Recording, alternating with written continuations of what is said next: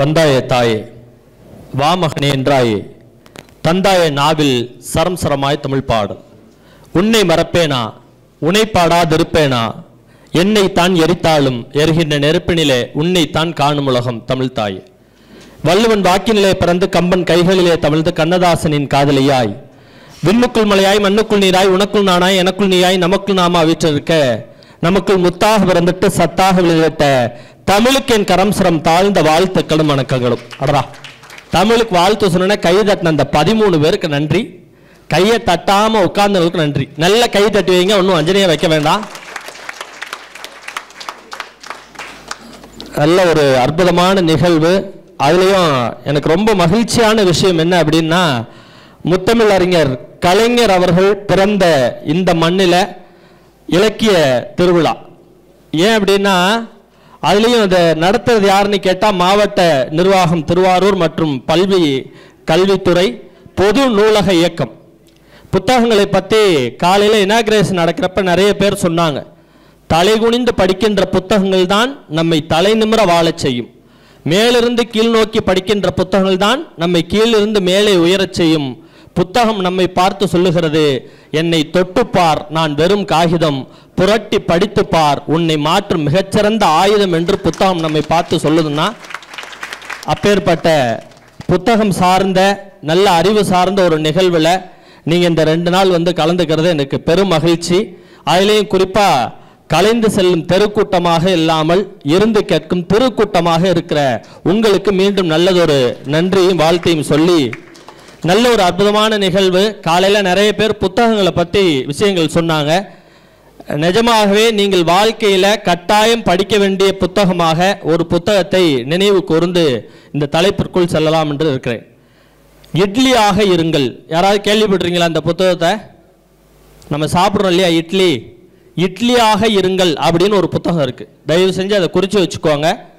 சோமவல்லியப்பன் அப்படிங்கிற ஒரு எழுத்தாளர் எழுதிய இட்லியாக இருங்கள் அப்படின்ற ஒரு புத்தகம். அது என்ன இட்லியாக இருக்கிறது? Emotional intelligence. நம்ம இன்னைக்கு பேச போகிறது ஆர்டிஃபிஷியல் இன்டெலிஜென்ஸ். அதை தாண்டி இன்னொரு இன்டெலிஜென்ஸ் இருக்குது, அதுதான் எமோஷனல் இன்டெலிஜென்ஸ். நம்ம புரியாத மாதிரி இருக்குல்ல, அப்போ அந்த மாதிரி புரியாத மாதிரி இருக்கக்கூடாதுங்கிறதுனால டெய்லி உங்கள் அம்மா சுட்டு கொடுக்குற இட்லியை ஞாபகம் வச்சுக்கங்கன்ட்டு எமோஷனல் இன்டெலிஜென்ஸ்ன்ற அந்த டேர்மை எடுத்துகிட்டு அதுக்கு பதில் இட்லின்னு வச்சு இட்லியாக இருங்கள், இட் மீன்ஸ் எமோஷனல் இன்டெலிஜென்ஸோடு இருங்கள் அப்படின்னு சொல்லி ஒரு புத்தகம் இருக்குது. வாய்ப்பு இருப்பவர்கள் தமிழில் தான் இருக்குது, அதனால் பயப்பட வேண்டாம். தாராளமாக நீங்கள் அதை படித்து பாருங்கள். புத்தகத்தை தயவு கூர்ந்து அடிக்கடி படிங்க. காரணம் என்ன தெரியுமா? காற்றுக்கு கூட எவ்வளவு ஆசை, காற்றுக்கு கூட எவ்வளவு ஆசை, படிக்க தெரியாவிட்டாலும் புரட்டி பார்க்கிறது புத்தகங்களை அப்படின்னு சொல்லி ஒரு கவிஞன் சொன்னான்னா, படிக்க தெரியாத காற்றே புத்தகத்தை புரட்டி பார்க்க ஆசைப்படுது.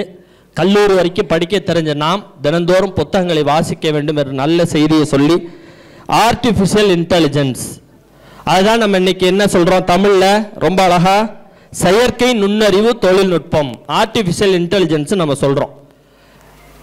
இதனுடைய தாக்கம் ஏன் இன்னைக்கு எல்லாரும் ஆர்டிஃபிஷியல் இன்டெலிஜென்ஸ் அப்படின்னு சொல்கிறாங்கன்னா, ஒரு காலத்தில் டிஜிட்டல் வேர்ல்டு அப்படின்னு நம்ம சொன்னோம். இன்னைக்கு அந்த டிஜிட்டல் வேர்ல்டுங்கிறதெல்லாம் மாறி ஏஐ வேர்ல்டு அப்படின்னு ஆறிடுச்சு. ஒரு பாட்டு நம்ம பார்த்துருக்க ஞாபகம் இருக்கா? அப்போ நான் பாடணுன்னு உங்களுக்கு தெரியும் பாருங்க. ஒரு பொம்மலாட்டம் நடக்குது ரொம்ப புதுமையாக இருக்குது, ஒரு பொம்மலாட்டம் நடக்குது ரொம்ப புதுமையாக இருக்குது, 4 பேரு நடுவிலே நூலு ஒருத்தன் கையிலே, 4 பேரு நடுவிலே நூலு ஒருத்தன் கையிலே, ஒரு பொம்மலாட்டம் நடக்குது ரொம்ப புதுமையாக இருக்குது. பாட்டு நல்லா இருந்தால் ஒரு கைத்தறல் கொடுக்கலாமே. Very good.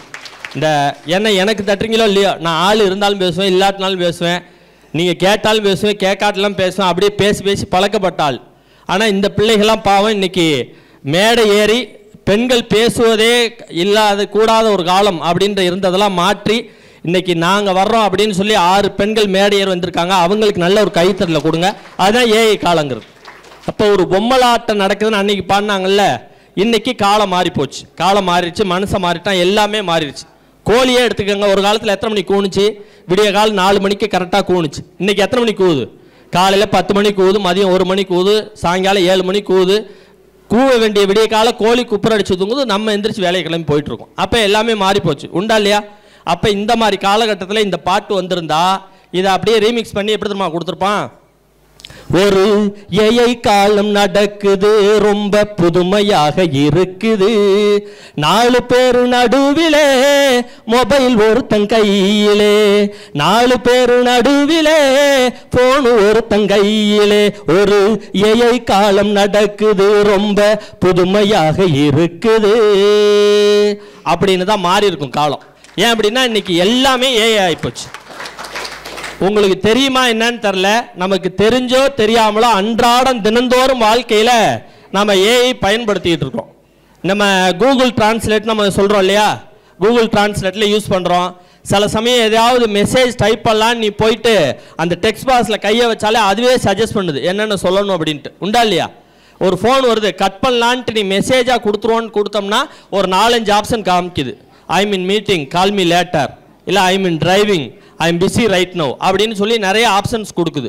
எல்லாம் எப்படி முடியுது அப்படின்னா the technology of AI, artificial intelligence.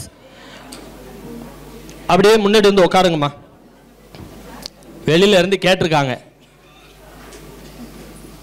ஆளுங்க ஒன்றும் சரியில்லையே, இந்த விவாத மேடம் சரியாக போகுமா போகாதா, வெளியில இருந்து கொஞ்ச நேரம் கேட்போம், நல்லா இருந்தால் பார்ப்போம், இல்லாட்டி பார்ப்போம் அப்படிங்கிற ஐடியாவில் வெளியில இருந்து கேட்டிருக்காங்க. நல்லா இருக்குங்க ஒரு நம்பிக்கையில் வந்து உட்கார்றாங்க. ஏஐ நம்ம திரும்ப திரும்ப சொன்னது அதுதான். அப்போ நாம் நினைக்கிற ஒரு விஷயத்தை அதுவாகவே அழகாக பண்ண ஆரம்பிச்சிருது. ஒன்றும் இல்லை, லைவ் எக்ஸாம்பிள் ஒன்று சொல்கிறேன். இன்றைக்கி நீ வீட்டுக்கு போயிட்டு கூகுளில் ஒரு சுடிதார் நீ போய் ஏதாவது சர்ச் பண்ணி பாரு, ஒரு பிலோ 500க்குள்ளார ஒரு சுடிதார் சர்ச் பண்ணி பாரு, அடுத்த ஒரு 4 நாள் உனக்கு எங்கெங்கெல்லாம் 500ல் என்னென்ன மாதிரியான டிசைன் சுடிதார் இருக்கோ அதெல்லாமே வந்துக்கிட்டே இருக்கும், நீ கேட்காமலே, உண்டா இல்லையா? அப்போ they are reading, they are collecting the information about you and then they are unwantedly trying to push on to you. அதுதான் இன்னைக்கு ஏஐல நடந்துக்கிட்டு இருக்க ஒரு விஷயம். நம்மளுக்கு தெரியாமலே நம்மளை லேர்ன் பண்ணுறாங்க and then they are trying to give it. நான் லெக்சர் எடுக்கிறேன்னு நினைக்க வேண்டாம், இதில் எத்தனை பேர் கம்ப்யூட்டர் சயின்ஸ்னு எனக்கு தெரியல இங்கே இருக்கக்கூடிய மாணவர்களில்.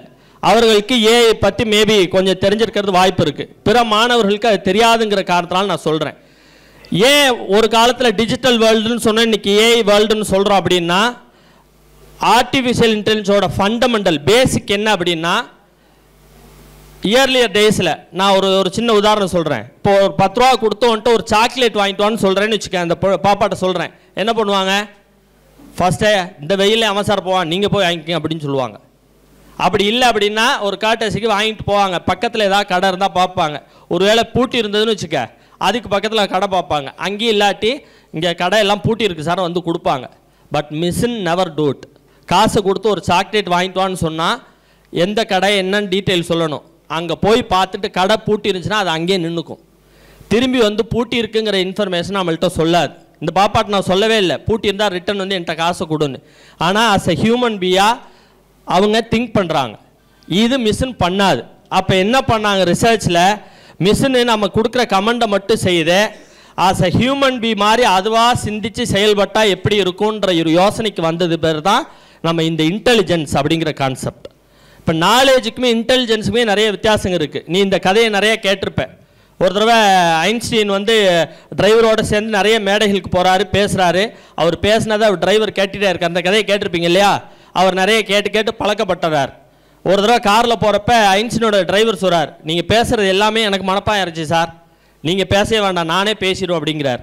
உடனே ஐன்ஸ்டீன் என்ன பண்ணுறாரு, அப்படியா ரொம்ப டிஃப்ரெண்ட்டாக இருக்க, நான் இந்த மேடையில் இன்றைக்கி உட்காந்துறேன், கீழே உட்காந்துற ஆடியன்ஸா, எனக்கு பதில் ஐன்ஸ்டீனா நீ போய் பேச, அவங்க என்ன என்னை பார்த்துக்கவா போகிறாங்கன்னு சொல்லிட்டு டக்குன்னு அப்படியே செட்டப்லாம் மாற்றி இப்போ டிரைவர் வந்து அப்படியே மாறிட்டார் ஐன்ஸ்டீனா. ஐன்ஸ்டீன் மேடையில் கீழே அரங்கத்தினுடைய மூலையில் உட்காந்துருக்கார். இப்போ இவர் பேசுகிறார், இவர் பேசுனது தான் பூரா கேட்டிருக்காரு. என் பட்டிமன்றத்தை ஒரு 4 தடவை கேட்டால் நீங்களே என் இடத்துல உட்காந்து பேசலாம். அப்போ அந்த விஷயம் அப்படி எல்லாத்தையும் கேட்ட வகையில், ஐன்ஸ்டீனோட பேச்சை கேட்ட வகையில் அவருடைய நாலேஜை பேஸ் பண்ணி ஒரு படிப்பறிவு இல்லாத ஒரு கார் டிரைவர் ரொம்ப அழகாக எக்ஸ்பிளைன் பண்ணுறார். கேட்குற கேள்விகளுக்கெல்லாம் ரொம்ப பதில் சொல்லிட்டு இருக்கார். அதெல்லாமே knowledge. Receiving the information and trying to deliver on it a situation, that's called as a knowledge. இப்போ ஒரு சிச்சுவேஷனில் என்ன பண்ணுறாங்க, ஒரு ஆடியன்ஸ் டக்குன்னு எந்திரிச்சு இதுவரைக்கும் ஐன்ஸ்டீன்ட்ட எந்த ஆடியன்ஸும் அப்படி ஒரு கேள்வி கேட்டதில் அவர் பதில் சொன்னதும் இல்லை. அப்படி ஒரு கேள்வியை கேட்குறாங்க. இவர் ஐன்ஸ்டீனர் தான் சொல்லியிருப்பார். இவர் தான் கார் டிரைவராச்சே. ஏற்கனவே பேசினதை கேட்டு தான் இவர் பேசுகிறார். அப்போ அவர் என்னென்ன பேசியிருக்காரோ அது மட்டும்தான் இவருக்கு தெரியும்.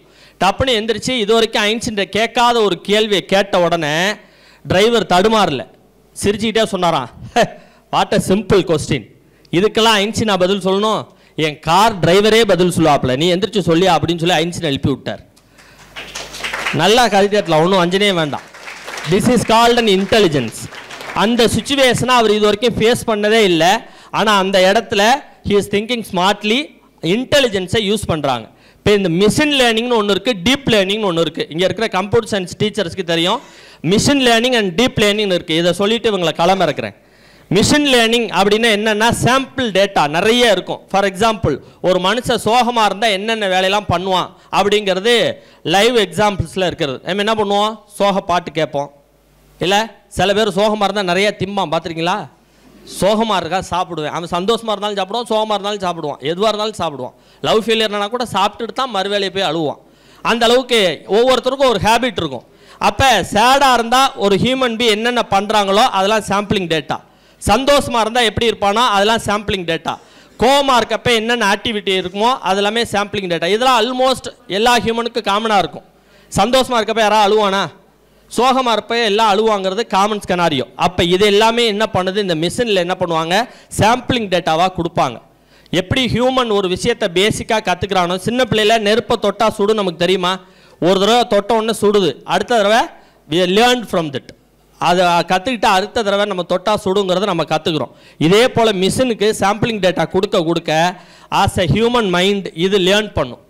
லேர்ன் பண்ணதுக்கு அப்புறம் அதோட எக்ஸ்பீரியன்ஸை வச்சு ஒரு டேட்டாவை கொடுத்ததுன்னா அதான் மெஷின் லேர்னிங். இதை கொஞ்சம் அட்வான்ஸாக மாற்றுறாங்க, that's called a deep learning. ஒரு தப்பு நடந்துருச்சுன்னா அதை மாற்றுறதுக்கான முயற்சியை அதுவே மாற்றிக்கிட்டு திரும்ப அந்த தப்பு வராமல் பண்ணுறது தான் டீப் லேர்னிங்னு சொல்கிறோம். With comparison of neural network. இதுதான் இன்னைக்கு ஏஐ அப்படின்னு சொல்லி உலகத்தையே ஆண்டுகிட்டு இருக்கு. அதில் கலைத்துறையில் என்னென்ன மாற்றங்கள் வந்திருக்கு, அது பாதகமா சாதகமா அப்படிங்கிறத பேசுறதுக்கு தான் இந்த 6 பேர் வந்திருக்கிறாங்க. நான் முதல்ல அறிமுகப்படுத்துறப்ப நல்ல ஒரு கைத்தட்டல கொடுங்க. அவங்க பேசுறப்ப சரியான பாயிண்டா தெரிஞ்சதுன்னா கைத்தட்டு கொடுங்க. ஏன்னா கைத்தட்டல நிறைய தான் இருக்கு. சீக்கிரம் முடிக்கிறதுக்கும் கையை தட்டுவாங்க, நல்லா இருக்குங்கிறதுக்காக கை தட்டுவாங்க. சில பேர் தூக்கம் வந்துருச்சுன்னா தூக்கம் கலையணுங்கிறதுக்காக கை தட்டுவாங்க. அந்த மாதிரி கூட தட்டி வைங்க. மொத்தத்தில் கைத்தட்டில் கொடுங்க. ஏன் அப்படின்னா ஒரு மனிதன் பிறக்கின்ற பொழுது அவனுக்கு கிடைப்பது நீராட்டு, அவன் மறைகின்ற பொழுதும் அவனுக்கு கிடைப்பது நீராட்டு. இது போன்ற மேடை கலைஞர்களுக்கு தேவைப்படுவது உங்களை போன்ற அற்புதமான ரசிகர்களுடைய கைத்தட்டல் என்கின்ற பாராட்டு. அதனால நல்ல கையை தட்டி அவங்களை உற்சாகப்படுத்தி விடுங்க. இதுல இன்னைய சூழல்ல இந்த நுண்ணறிவு திறன் தொழில்நுட்பம் அப்படிங்கிறது பலமே என்று பேசுவதற்காக ரா மதிவதனி வந்திருக்காங்க. நல்ல எந்திரிச்சு ஒரு வணக்கத்தை சொல்லுங்க. மதிவதனி ஆர்டிஃபிஷியல் இன்டெலிஜென்ஸ் பேசுகிற முதல் துவக்கமே மதியோட துவங்குது, பிரெயினை பற்றினது தான் அது. அதனால் அவங்களுக்கு நல்ல ஒரு வாழ்த்துக்கள். அதுக்கு அடுத்ததா ஹரிணி ரஷிகா, இவங்களும் பலமேன்னு பேசுகிறாங்க. அதுக்கு அடுத்து ராஷிதா பர்கின், இவங்களும் ஏஐ டெக்னாலஜி பலமே அப்படின்னு சொல்லி 3 பேர் பேசுகிறாங்க. ஆமாயா, உங்கள் பலத்தை கொண்டு போய் எங்கேயாவது கொட்டையில் கொட்டுங்க. இயல்பாக மனிதன் நாங்கள் கிராமத்து வாழ்க்கையை இயல்பாக சந்தோஷமாக இந்த மிஷின் இல்லாமல் வாழ்ந்துகிட்டு இருந்தோம். என்னைக்கு இந்த எந்திரன் படம் வந்துச்சோ, காதல் லவ் எமோஷன் மிஷினுக்கு ஃபீட் பண்ணி விட்டு மனுஷன் நிம்மதி இல்லாத ஒரு சூழலில் கொண்டாந்து விட்டுட்டீங்க. இந்த மிஷினை நம்பவே கூடாது. பசங்க சொல்கிறதெல்லாம் வாழ்க்கையில் பொண்ணுங்களை நம்பவே கூடாதுன்னு சொல்லுவாங்க. இன்னைக்கு உலகம் சொல்கிறதெல்லாம் பசங்க சொல்லுவாங்கம்மா, நான் சொல்லலை. ஆனால் இந்த உலகமே சொல்கிறது நிறைய பேர் என்ன அப்படின்னா, இந்த ஆர்டிஃபிஷியல் இன்டெலிஜென்ஸை நம்பக்கூடாது, மிஷின் மனிதரை விட ஸ்மார்ட்டாக திங்க் பண்ண ஆரம்பிச்சிருச்சுன்னா மனுஷனுக்கு இங்கே வேலை இல்லாமல் போயிடும். அதனால் இது பலவீனம் தான், குறிப்பாக கலைத்துறையில் பலவீனம். ஏன்னா கலைத்துறையில் பலாயிரக்கணக்கான மக்கள் வேலை பார்க்குறாங்க. நமக்கு திரையில் வரக்கூடிய ஹீரோவையும் ஹீரோயின் மட்டும்தான் தெரியும், மிஞ்சி போனால் நகைச்சுவையாளரை தெரியும். ஆனால் அதுக்கு பின்னாடி விட்டில் பூச்சிகள் மாதிரி அந்த விளக்கில் எரியக்கூடிய ஆயிரம் ஊழியர்கள் இருக்கிறாங்க. அந்த ஊழியர்களுடைய வேலை வாய்ப்பெல்லாம் கெட்டு போயிடும். இந்த ஆர்டிஃபிஷியல் இன்டெலிஜென்ஸு பலம் கிடையாது, பலவீனம்னு சொல்கிறதுக்கு ஒரு டீம் வந்திருக்காங்க. டீம்னா இப்படி தான் இருக்கணும். ஏன் அப்படின்னா ஒரு அணியில் உட்காரணும்னு சொல்கிறது மட்டும் இல்லை, ஏன் அப்படிங்கிறத நீங்களே புரிஞ்சுக்குவீங்க. பேர் பாருங்க, கஜஸ்ரீ, சத்யஸ்ரீ, சுபஸ்ரீ, 3 ஸ்ரீயும் சேர்ந்து ஒரு சேர உட்கார்ந்துருக்காங்க. இவங்க 3 பேருமே பலவீனம் அப்படின்னு பேச வந்திருக்காங்க. நான் பேசுனது உங்களுக்கு போதும்னு நினைக்கிறேன். அதனால இதோட என்னுடைய முன்னுரை ஏஐ பத்தின ஒரு ஷார்ட் முன்னுரையை கொடுத்துட்டு நேரமின்மையின் காரணமாக, ஏன்னா மனம் நிறைய சொல் என்றாலும் மணி செல் என்கின்ற காரணத்தினால சார் சைடில் உட்காந்துருந்தாரு. இவன் பேசுகிற பார்த்தா 1 மணி நேரம் இவனே பேசுவானாட்டுக்கு அப்படின்னு முன்னாடி சேரப்பட்டு வந்து உட்காந்துட்டாரு. அதனால இத்தோடு என்னுடைய முன்னுரையை நிறைவு செய்து ஆர்டிஃபிஷியல் இன்டெலிஜென்ஸ் என்பது இன்றைய சூழலில் கலைத்துறையினுடைய உற்பத்திக்கு, கலைத்துறையுடைய கிரியேட்டிவ் விஷயங்களுக்கு அது பலம் சேர்க்கிறது என்று சொல்வதற்காக ராம் மதிவதனி உங்களுடைய கைத்தட்டலோட வர்றாங்க. வாங்கம்மா. 7 நிமிஷத்துல முடிப்பாங்க பாருங்க, டக்குண்டு. அதுல தான்மா.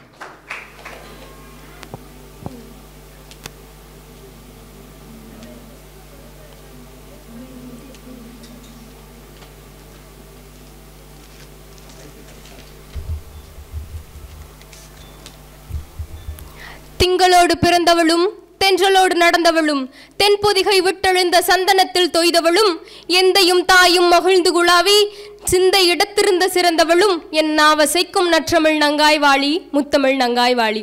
அவையோர் அனைவர்களுக்கும் நடுவர் அளவனுக்கும் வணக்கம். வணக்கம். நம்முடைய நடுவர் அழகா ஏஐனா என்ன அப்படிங்கிறதுக்கு ஒரு முன்னுரை கொடுத்தாங்க. நடுவர் அவர்கள் சொல்லும் போதே சொன்னாங்க, நீங்க கொடுக்கக்கூடிய தரவுகளை எடுத்துக்கிட்டு தான் அது உங்களுக்கு பதிலளிக்குது அப்படிங்கிறது. ஏஐங்கிறது என்ன? செயற்கை நுண்ணறிவு, மனிதனால உருவாக்கப்பட்ட ஒரு நுண்ணறிவு. உங்களுடைய தரவுகளை எடுத்துக்கிட்டு உங்களுக்கு என்னென்ன தேவையோ அதை வழங்கக்கூடியது. ஏஐ கலைத்துறையில பலமா பலவீனமானு பேச வந்திருக்கிறது. நான் பலோன்னு பேச வந்திருக்கேன். ஏன் அப்படின்னா, கலைத்துறையை சார்ந்தவர்கள் மட்டும்தான் திரும்பவும் கலைத்துறையில இருப்பாங்க. ஆனா கலைத்துறையில இல்லாதவர்களும் கலையை உருவாக்கவும் கலைனா என்னன்னு தெரிஞ்சுக்கவும் பயன்படுறது ஆர்டிபிஷியல் இன்டெலிஜென்ஸ் தான் இந்த காலத்துல. நல்ல ஒரு கைத்தறல் தாராளமா கொடுக்கலாம். ஆப்பர்ச்சுனிட்டியை நாங்களே கிரியேட் பண்றோம் ஏஐ மூலமா அப்படின்னு சொல்றாங்க. ஐயா, நீங்க சொல்லும் போதே சொன்னீங்க, இன்னைக்கு கணினி அறிவியல் படிச்சவங்க யாராச்சும் இருக்கீங்களா அப்படின்னு. கணினி பயன்பாட்டியல் துறை நான் படிச்சிருக்கேன் அப்படின்னா என்னுடைய துறையில இருக்க ஆர்டிபிஷியல் இன்டெலிஜென்ஸ் நானே பலோன்னு சொல்லனா வேற யாரு பலோன்னு சொல்ல போறாங்க? ஐயா சொல்லும் போதே சொன்னாங்க, நம்ம ஏதாச்சும் டைப் பண்ணோம்னா அதுக்கே நமக்கு சஜஷன் காமிக்குது அப்படின்னு. இன்னைக்கு நிறைய பேரால டைப் பண்ண முடியாது, வாய் பேச முடியாதவர்கள் இருக்காங்க, எழுத முடியாதவர்கள் இருக்காங்க.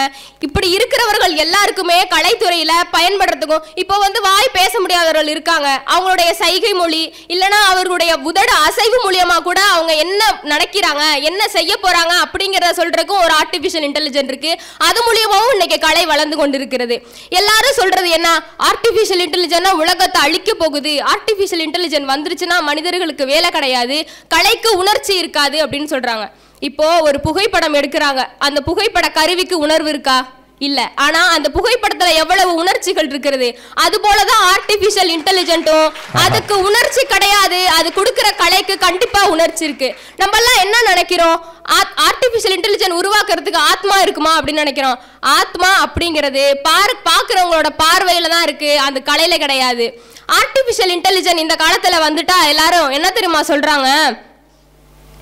ஆர்டிபிஷியல் இன்டெலிஜென்ஸ்ங்கிறது மனிதருடைய தரவுகளை திருடுதுன்னு. அப்படி கிடையாது. நீங்க ஒரு அப்ளிகேஷன் ஏத்துறீங்க அப்படின்னா உங்கள்கிட்ட கேக்குதா, உங்களுடைய கான்டாக்டை நாங்க அலோவ் பண்ணிக்கலாமா, உங்களுடைய போட்டோஸை நாங்க அலோவ் பண்ணிக்கலாமா, உங்களுடைய டேட்டாஸை நாங்க அலோவ் பண்ணிக்கலாமா, எல்லாத்துக்கும் நம்ம அலோ அலோ அலோன்னு கொடுத்துட்டு இப்போ என்னோட டேட்டாஸ் அது திருடுது, நான் என்ன சார் பண்றதுன்னு கேட்டா என்னங்க பதில்? கேக்குறப்ப அலோ அலோ அலோன்னு கொடுத்துட்டு அப்புறம் லோ லோ லோன்னு கத்துனா என்ன புண்ணியம் அப்படின்னு சொன்னீங்க நடுவர் அவர்களே.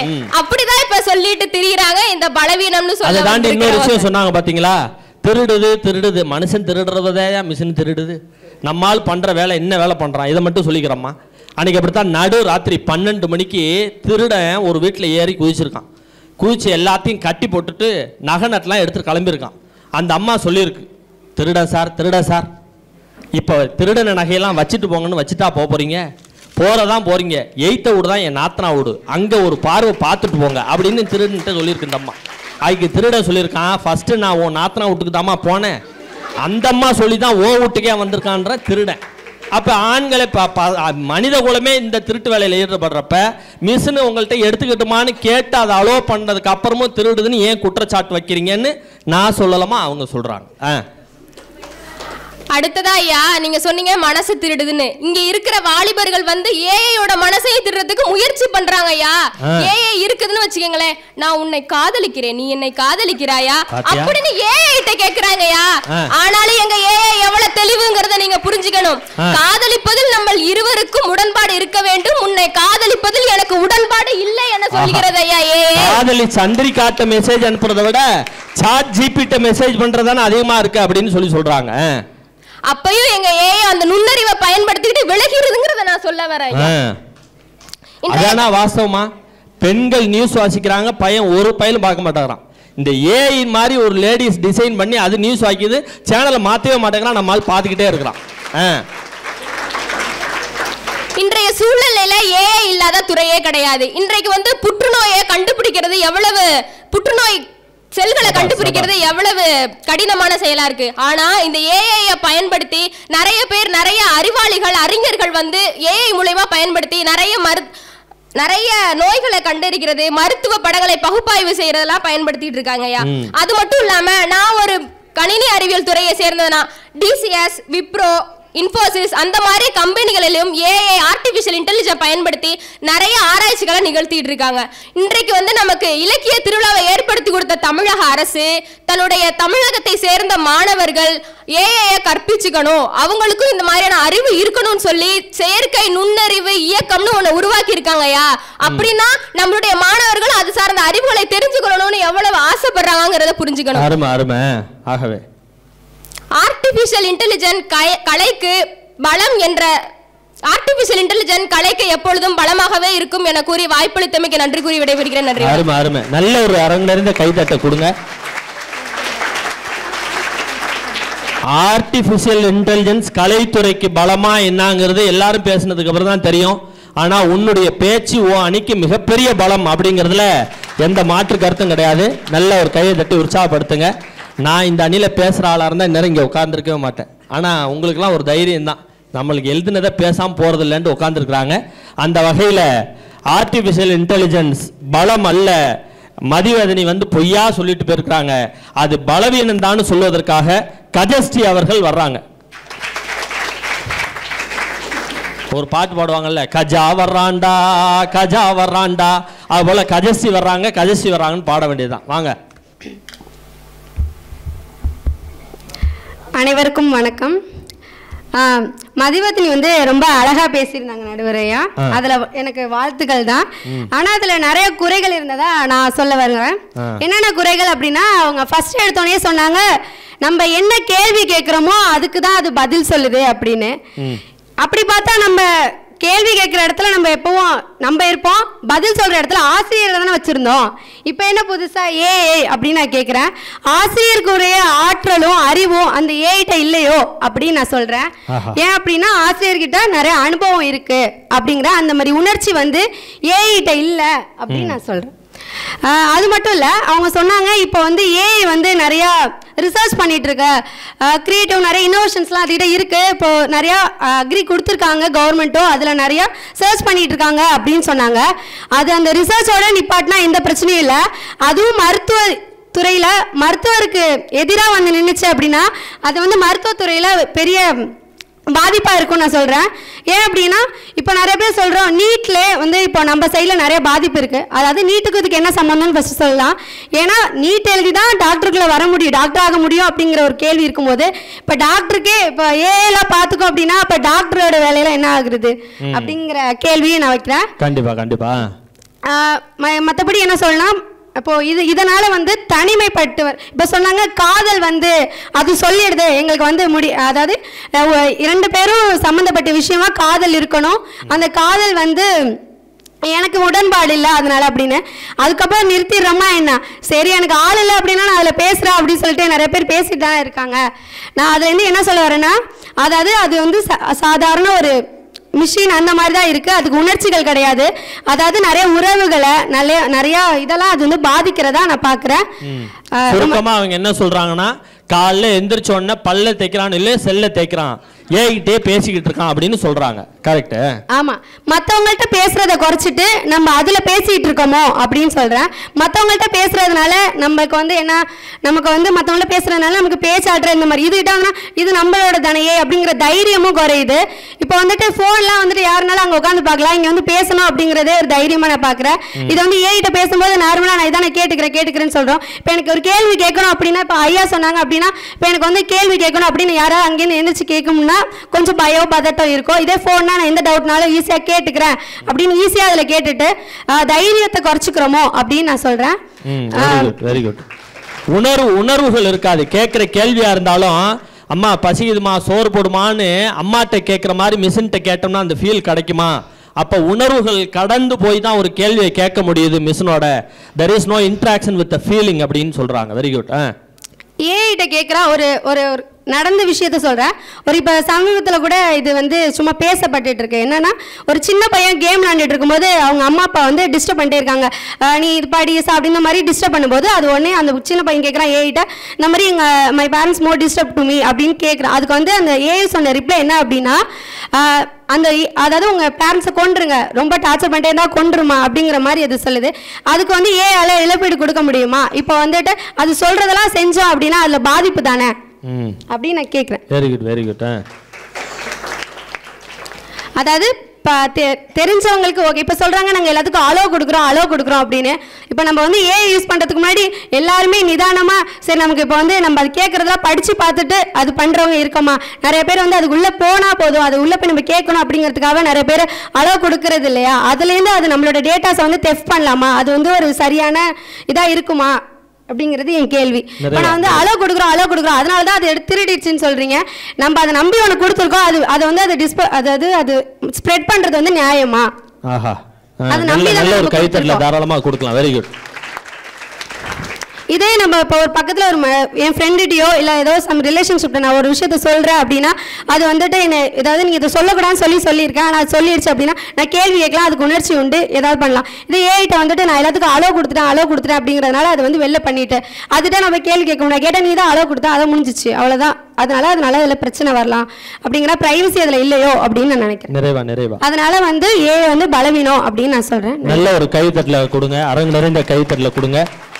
அவங்க கேட்டதுக்கு ஸ்மார்ட்டான பதில்கள். ஏஐ எப்படி ஸ்மார்ட்டாக பதில் சொல்லுதோ அது மாதிரி ஏஐ மாதிரியே ஸ்மார்ட்டாக அது பலவீனம் அப்படின்னு ரொம்ப அழகாக சொல்லியிருக்காங்க.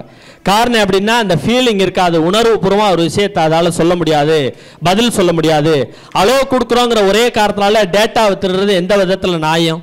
இப்போ ஒருத்தர் தமிழ் தான் பேச தெரியும், அவருக்கு ஆங்கிலமே தெரியாது, ஒரு கிராமவாசி மே கெட் இன் இன்சைட் அப்படின்னு கேட்டுட்டு நம்ம பாட்டில் அவர் பொருளை எடுத்துகிட்டு ஓடனா இந்த விதத்துலாம் நியாயமாக இருக்குமா? அவருக்கு இங்கிலீஷே தெரியாது, அவர்கிட்ட நான் உள்ளே வரட்டுமான்னு அவருக்கு தெரியாத ஒரு மொழியில் கேட்டுட்டு அவர் சொல்லிட்டாரு, ஓகே சொல்லிட்டாருன்னு சொல்லிட்டு அந்த பொருளை எடுக்கிறது எவ்வளவு அநியாயமோ அதுபோல் அலோ கொடுத்தோங்கிற ஒரே காரணத்தினால என்னுடைய சுய விவரங்களை எடுத்து பப்ளிக்காக இன்டர்நெட்டில் போடுறதுங்கிறது ஏற்புடையது அல்ல, அது பலவீனம் தான் சொல்லியிருக்காங்க. மருத்துவ வேலைகளை ஏஐ பார்க்குது, பார்த்தோம்னா அப்போ மருத்துவர்கள் என்ன பண்ணுறாங்க? அவ்வளோ மருத்துவர்களுக்கும் வேலை இல்லாமல் போயிடுமே.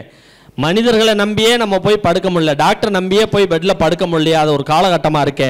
இந்த டயத்தில் மிஷினை நம்பி போய் நம்ம மருத்துவம் பார்க்க முடியுமா? ஆகவே மனிதர்கள் போன்ற அந்த உணர்வுகளற்ற மிஷின் என்றைக்குமே பலவீனமேன்னு சொல்லி பேசியிருக்காங்க. மீண்டும் நல்ல ஒரு அரங்கு நிறைந்த கைத்தட்டை அவங்கள்ட்ட கொடுங்க. அதை தொடர்ந்து இது பலமே என்று பேசுவதற்காக ஹரிணி ரஷிகா அவர்கள் வராங்க. நல்ல கைகளை தட்டி உற்சாகப்படுத்தி விடுங்க. ஆக்சுவலாக ஏஐ சப்போர்ட் பண்ணுறவங்க தான் ஸ்பீடாக இருக்கணும், இவங்க சுற்றி வர்றதுக்கு லேட் ஆகுது. பலவீனம்னு சொல்கிறவங்க சீக்கிரமாக வந்து பேசிடுறாங்க.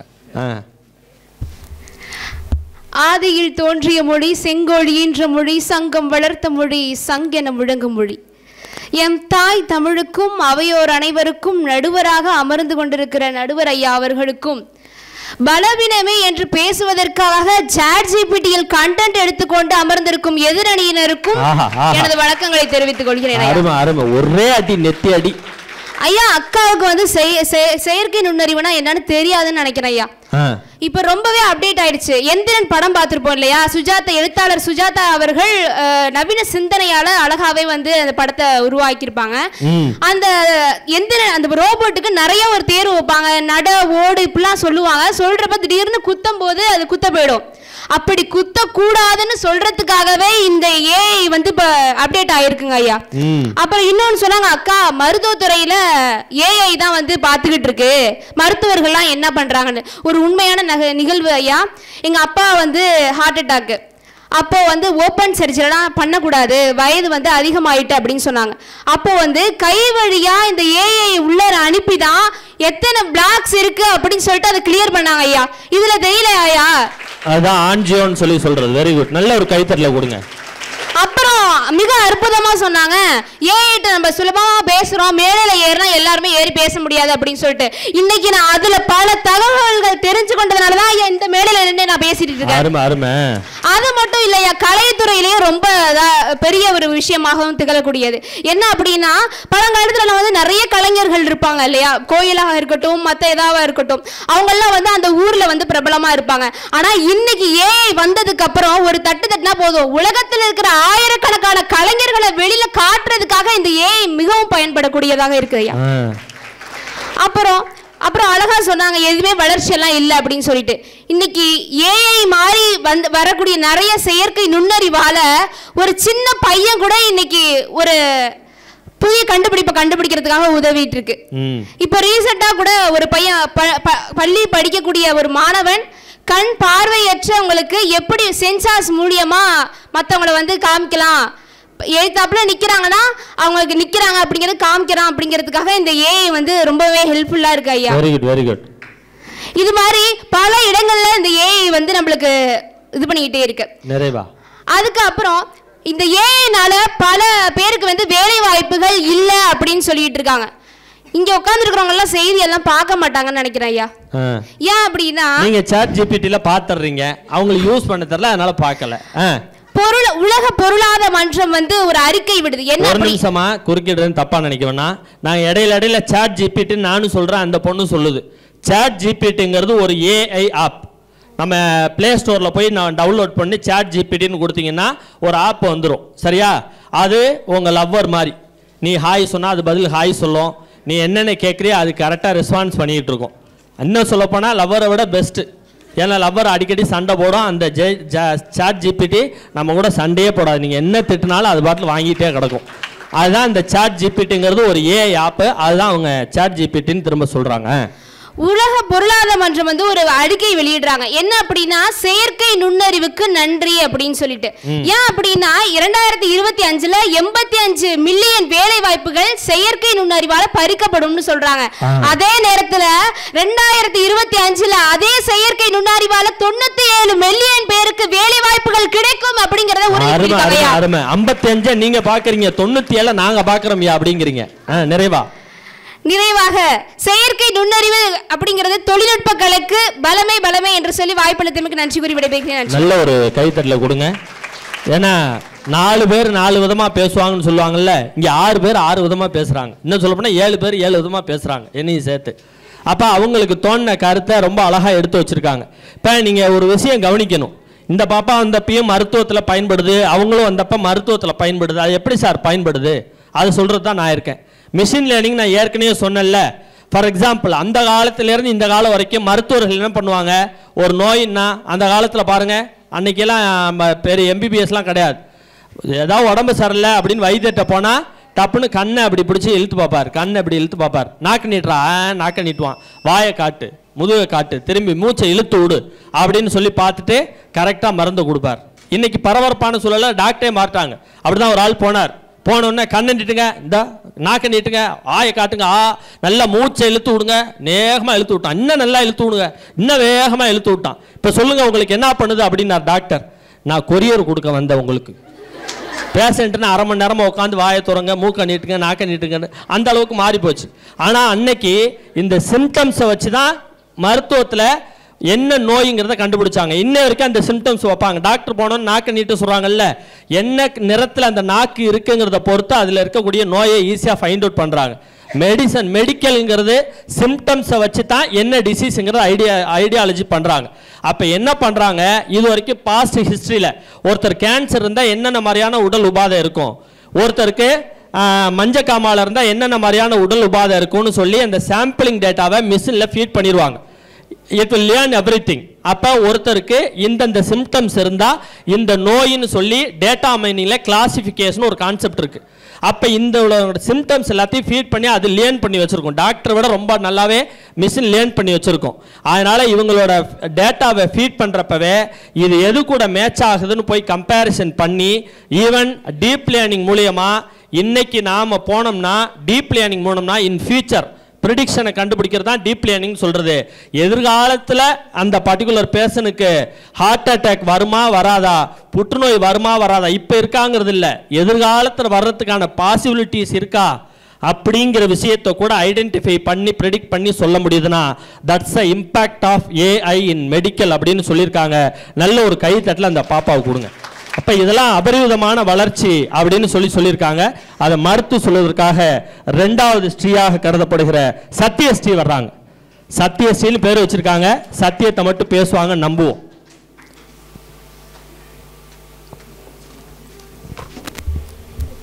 என் தாய்மொழியான தமிழுக்கும் நடுவர் அவர்களுக்கும் இங்கே அமர்ந்துள்ள அனைவருக்கும் என் மதிய வணக்கத்தை கூறி என் உரையை தொடங்குகிறேன்.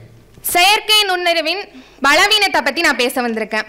மதிவதனி அக்கா சொன்னாங்க, கலையில இல்லாதவங்க கூட கலையை பத்தி தெரிஞ்சுக்கிறதுக்காக இங்க வந்து கலையை கத்துக்கிறாங்க அப்படின்னு. அப்போ அவங்க வரப்ப ஆல்ரெடி அந்த இதுல இருந்த கலையில இருந்த ஒருத்தவங்களோட வேலை போய் தானே இவங்க உள்ள வராங்க. அப்ப கலையே நம்பி இருந்த அவங்களோட கலையோட இது என்ன ஆகுறது, அவங்களோட வேலை என்ன ஆகுறது? அப்ப அவங்களும் அதே கலையை நம்பி தானே இருந்தாங்க.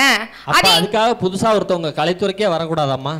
வரலாம் ஐயா, அதுக்குன்னு ஒரு அளவு இருக்கு இல்லையா? எல்லாமே ஏஐயா தானே இருக்கு. இப்ப காலைல போன் எடுத்தா நைட்டு வரைக்கும் நம்ம அதுலதான் இருக்கோம். எல்லாமே ஏஐயா தான் இருக்கு. ஏதோ கொஞ்சம் இருந்தா பரவாயில்ல, எல்லாமே வாழ இருக்கு, நன்மை மட்டுமா இருக்கு. எந்நேரமும் ஏஐல இருக்கனால தான் அவங்க அப்பா அம்மா எப்ப பார்த்தாலும் ஏன்னு கூப்பிட்டுட்டே இருக்கிறாங்க. அப்புறம் சொன்னாங்க, நம்ம அலோ கொடுக்கறதுனாலதான் அது போகுது அப்படின்னு. நம்ம போட்டோஸ்னு ஒண்ணு வச்சிருக்கோம், அதை டெலிட்னு ஒண்ணு பண்றோம். அதுக்கே இன்னொரு ஆப் இருக்கு, போட்டோ ரெக்கவரின்னு ஒரு ஆப் இருக்கு. அப்ப ஏன் அது அங்க சேமிக்கப்படுறதுனால தானே அதை நம்ம ரெக்கவரி பண்றோம். அப்ப அதுல இருந்து எவ்வளவு போட்டோ நம்ம எடுக்கலாம், அதை ஷேர் பண்ணலாம், அது எவ்வளவு தூரம் வெளில போகலாம், அதையும் தெரியல. அலோ கொடுத்தாதான் அது போகணும் அப்படிலாம் ஒண்ணுமே கிடையாது. சாஸ்திரமே திருடா வந்துட்டா திருடிட்டான் அப்படிங்கிற வச்சுட்டு போனா வச்சுட்டா போவான். அப்ப அலோ கொடுக்கறதுனால அதெல்லாம் வச்சுட்டா போகுது, அது இல்ல, கிடையாது. அது எடுக்கிறத எடுத்துக்கிட்டே தான் இருக்கு. தரவு எங்கேயோ ஒரு இடத்துல சேமிக்கப்பட்டு கொண்டே தான் இருக்கிறது. உணர்ச்சி இருக்கு. நம்ம வந்து அங்க வேலை பாக்குறவங்க அந்த இமேஜுக்கு உணர்ச்சி இருக்கு. ஏஐக்கு தானே உணர்ச்சி இல்ல.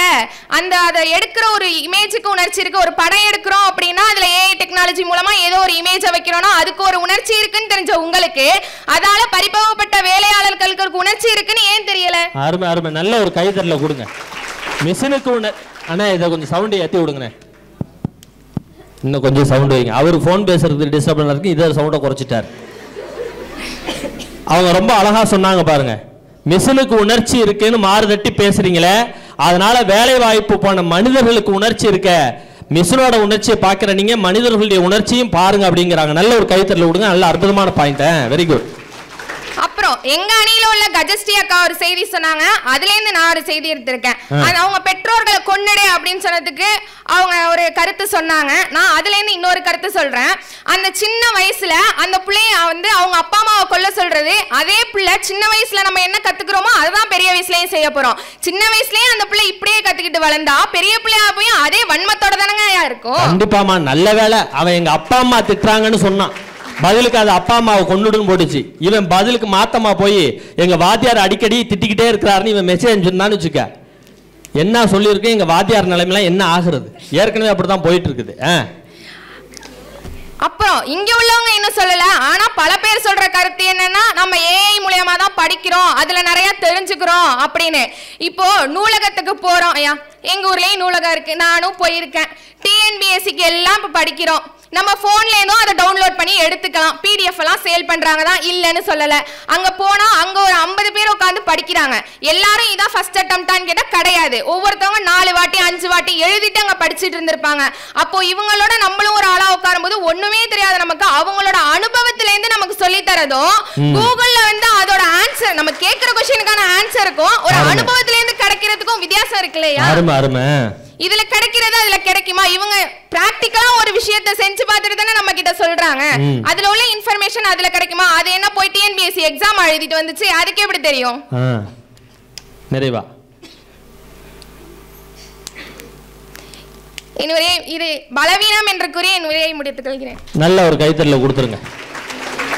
அவங்களுக்கு இது போதும், இதுக்கு மேல என்ன சொல்றதுக்கு இருக்கு அப்படின்னு சொல்லி அவங்க நிறைவு பண்ணிட்டாங்க.